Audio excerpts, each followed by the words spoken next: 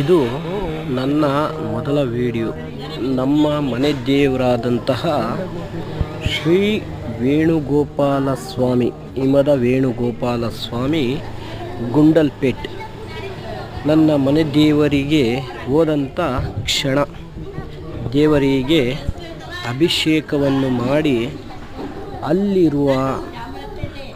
ಊಟ ಮಾಡುತ್ತಿರುವ 4 ಜನರಿಗೆ ಪ್ರಸಾದವನ್ನು ಹಂಚಿದಾಗ ನಮಗೆ ಆಗುವ ಖುಷಿ, ಸಂತೋಷ ಎಷ್ಟು ಕೋಟಿ ಇದ್ದರೂ ಕೂಡ ಈ ಸಂತೋಷ ಸಿಗಲು ಸಾಧ್ಯವೇ ಇಲ್ಲ.